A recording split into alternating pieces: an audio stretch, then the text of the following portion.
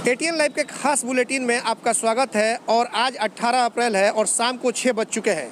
क्या कुछ है अपडेट, इसको लेकर के हम सीधे चलते हैं, रूबरू होते हैं। हमारे दो संवाददाता जुड़े हुए हैं, एक सोमेश कुमार सिंह और दूसरे रवि प्रकाश सिंह। सोमेश, आपके पास चलते हैं, बताइए क्या कुछ आज अपडेट है सिवान की जो खबरें हैं लॉकडाउन और कोरोना से जुड़ी। जी चंदन, आज के लिए सिवान से सुकून भरी खबर है कि अब तक सिवान में आज 8वां दिन है और सिवान में एक भी कोरोना का पॉजिटिव मरीज नहीं मिला है। ये सुकून भरा खबर है।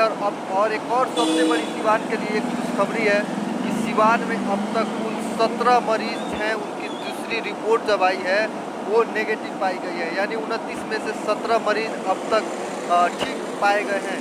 ये सबसे बड़ी और अहम खबर है सिवान सहित पूरे देश के लिए।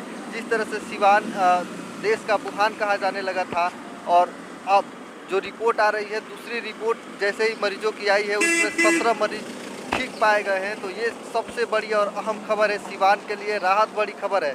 जी चंदन।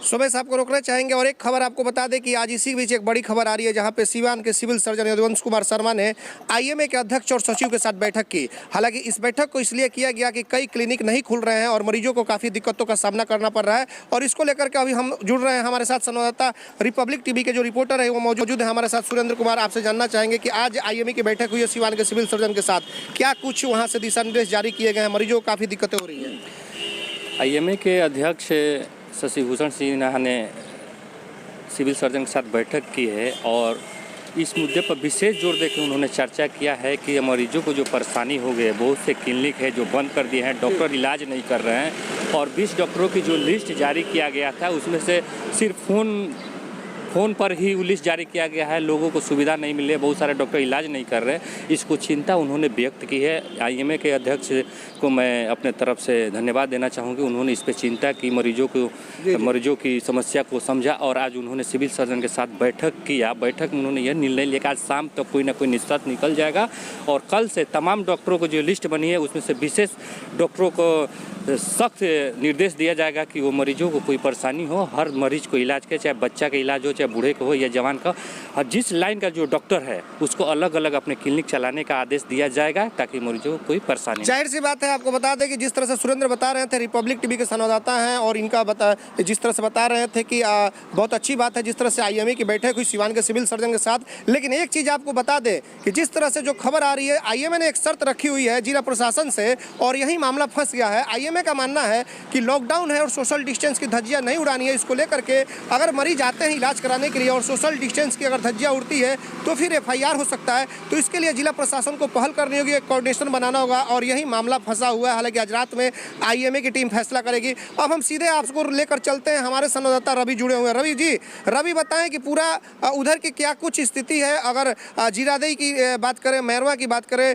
और गुठनी और उधर अंगौता जो नौतन है उधर की क्या कुछ स्थिति है, रवि बताएं हमारे दर्शकों को। जी चंदन जी, बिल्कुल हम जिस रोड पर खड़े हैं ये मैरवा है और ये सीमावर्ती क्षेत्र है बिहार का। यहाँ से उत्तर प्रदेश की सीमाएं लगती हैं और पूरी तरह से अगर सीमा की बात की जाए तो पूरी तरह से सील कर दिया गया है बॉर्डर को। कहीं से भी कोई आवाजाही या फिर इस तरह की कोई बात नहीं है। जरूर यहाँ पर थोड़ा सा अगर दुखद ही कहा जाए तो ये घटना है क्योंकि बिहार से सीमावर्ती होने के चलते गोरखपुर जो है वो दवा का, मेडिसिन का काफ़ी हब माना जाता है। जो भी यहाँ से मरीज रेफर किए जाते हैं। रवि आपसे एक सवाल होगा कि जो एम्बुलेंस यहाँ से जा रही है, जो बिहार से सिवान होकर के सीकरपुर से जो जा रही है और ये जो बिहार उत्तर प्रदेश की सीमा है, कुछ शिकायतें आ रही हैं कि वहाँ पे बिहार के एम्बुलेंस को उत्तर प्रदेश की पुलिस रोक दे रही है। तो इस पे क्या कुछ जानकारी देंगे और प्रशासन को क्या कुछ करना चाहिए रवि? जी सर, ये बिल्कुल सत्य है। यहाँ से जैसे ही मरीज जाते हैं उत्तर प्रदेश के लिए, गोरखपुर के लिए खास करके, तो वहाँ पर बिहार पुलिस तो बात समझती है लेकिन उत्तर प्रदेश की जो पुलिस है वो इन नहीं करने देती है क्योंकि ये जो सीमान है वो एक तरह से डेंजर जोन माना जा रहा है क्षेत्र के लिए। तो वहाँ पर अब मरीज को काफ़ी परेशानी होती है। जो भी एम्बुलेंस जाते हैं उनको रोक दिया जाता है और इसके लिए प्रशासन की अगर बात की जाए, यहाँ से लोगों से बात हुई है, कुछ एम्बुलेंस वाले से बात हुई है, मरीज से ही बात हुई है। उनका कहना है कि जो बिहार का जो प्रशासन है, जिला प्रशासन, उसे उत्तर प्रदेश पुलिस खास करके से बात करके और ये जो मरीजों का जाना है, कम से कम ये काफ़ी अत्यंत जरूरी है। सोमेश के पास हम चलेंगे। सोमेश, आपसे जानना चाहेंगे, जिस तरह से अब जो राज्य सरकार या केंद्र सरकार के जो निर्देश हैं और स्क्रीनिंग करने की बात आ रही है, तो क्या आज के क्या कुछ अपडेट है स्क्रीन करने के लिए जो आंगनबाड़ी सेविकाएं जो जा रही हैं, घर घर जा रही हैं, आज क्या कुछ अपडेट है? क्या आज भी उन्हें कहीं परेशानी हो रही है सोमेश? जी देखिए चंदन, सबसे बड़ी अपडेट सिवान से यही है कि पिछले 3 दिनों से सिवान में स्क्रीनिंग का कार्य चल रहा है और इसमें अब तक 40 लोग संदिग्ध पाए गए हैं। 40 लोग कोरोना के संदिग्ध पाए गए हैं, जिनका सैंपल जांच के लिए भेजा गया है, उन्हें क्वारंटीन सेंटर में रखा गया है। तो वे 40 लोग पाए गए हैं। और रही बात कि लोगों की स्क्रीनिंग करने में जो आंगनबाड़ी सेविकाएँ हैं, जो अन्य कर्मचारी हैं, थोड़ी बहुत उनकी दूसरे जिलों से जैसे खबरें आ रही हैं कि वहाँ पे उन्हें थोड़ी परेशानियाँ झेलना पड़ रहा है, लेकिन सिवान में ऐसा अभी तक कोई मामला कहीं से सामने नहीं आया है। खुद सदर BDO रविंदर कुमार और पुलिस दल बल के साथ मेडिकल टीम के साथ जा रहे हैं, तो ऐसे में कुछ परेशानियाँ तो नहीं आ रही है। लेकिन अभी तक कुल मिलाकर कि सिवान में जितने 3 दिन में स्क्रीनिंग किया गया है, उसमें 40 संदिग्ध मरीज कोरोना के पाए गए हैं।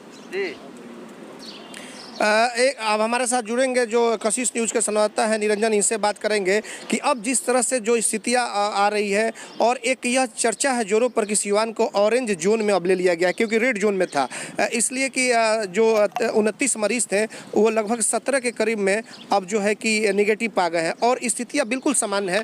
तो क्या आप क्या कहना चाहेंगे? बिल्कुल चंदन, आज जो सिविल सर्जन से हमारी बातचीत हुई उसके दौरान सिविल सर्जन ने यही बात कहा है कि जो 29 पॉजिटिव मरीज़ थे वो उसमें से लगभग लोग ठीक हो गए। अभी 12 पॉजिटिव मरीज़ जो है कि केवल आइसोलेशन में है।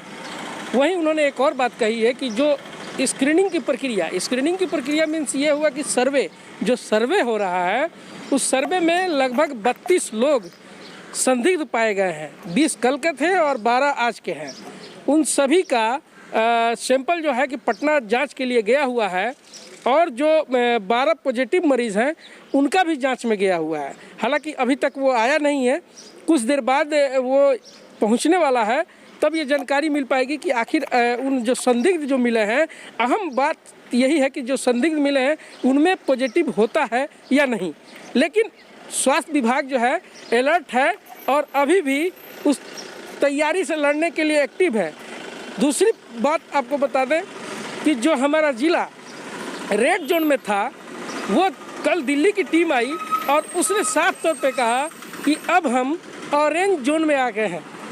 तो रेड जोन से हम ऑरेंज जोन में तो ज़रूर आए हैं, लेकिन ये सब सिर्फ जनता की मदद से, हमारे सहयोग से, और लोग जो है जिला प्रशासन को धन्यवाद दें कि जिला प्रशासन सख्ती से या जैसे भी हो उससे निपटी। और आज तो आपने सुना निरंजन को, जिस तरह से स्थितियां जो बिगड़ती चली गई थी सिवान की, लेकिन आज जो स्थिति है रेड जोन में जो जिला था हमारा, और जिस तरह से स्थितियां सामान्य है और निगेटिव मरीजों की संख्या बढ़ गई है, और उसको लेकर के कल जो दिल्ली से टीम आई थी उसमें अब अपना जो जिला है वो ऑरेंज जोन में इसको माना जा रहा है। तो ऐसे में एक चीज़ और आपको बता दें कि जो 20 तारीख की खबरें आ रही थी कि कई जिलों को चिन्हित किया गया जिसमें 20 तारीख के बाद कुछ छूट दी जा सकती है, तो संभवतः हो सकता है जिस तरह से अब पॉजिटिव मरीजों की संख्या नहीं मिल रही है, बिल्कुल सामान्य स्थिति है, तो सिवान के लोगों में एक आस जगी है कि अब जिस ऑरेंज जिला हो सकता है कि सिवान घोषित हो जाए और सिवान के लोगों को भी कुछ छूट मिले। तो इसलिए आप लोग लॉकडाउन का बिल्कुल पालन करें। एक बार हम फिर से चलेंगे रवि के पास। रवि, एक चीज़ आपसे और जानना चाहेंगे कि ये बताइए कि जिस तरह से एम्बुलेंस सेवाएं वहाँ पे बाधित हो रही है, रोक दिया जा रहा है, गोरखपुर नहीं यूपी की पुलिस जाने दे रही है, तो जिला प्रशासन को क्या कुछ पहल करना चाहिए रवि? जी सर, यहाँ पर जिला प्रशासन को चाहिए कि जो उत्तर प्रदेश पुलिस है, खास करके जो प्रशासन है, उससे बात करके और कम से कम जो एम्बुलेंस है उसको प्रॉपर चेक करके और फिर उनको गोरखपुर या फिर उत्तर प्रदेश के अन्य जिलों में जहाँ मेडिकल की सुविधा काफ़ी अच्छी उपलब्ध है वहाँ पर उनको बिना किसी रुकावट के जाने दिया। चलिए, तो आप सुन रहे थे आज की ये तमाम अपडेट ATN लाइव के माध्यम से। हम जी बताएं सोमेश जी, अपने दर्शकों से हम बताना चाहेंगे कि भले ही सिवान रेड जोन से ऑरेंज जोन में आ गया है, लेकिन ये खतरा अभी टला नहीं है।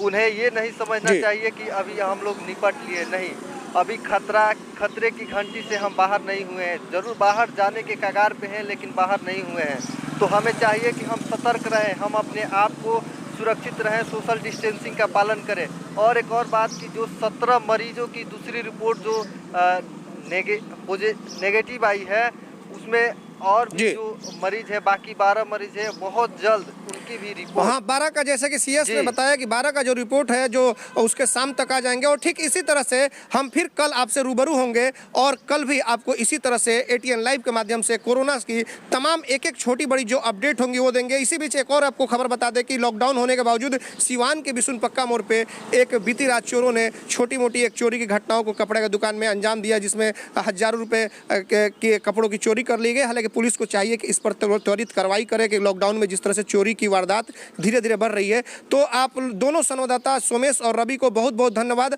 कल फिर हम अपने दर्शकों के बीच इसी समय और इसी तरह से लॉकडाउन की तमाम और कोरोना से जुड़ी एक एक अपडेट देने का काम करते रहेंगे। बहुत बहुत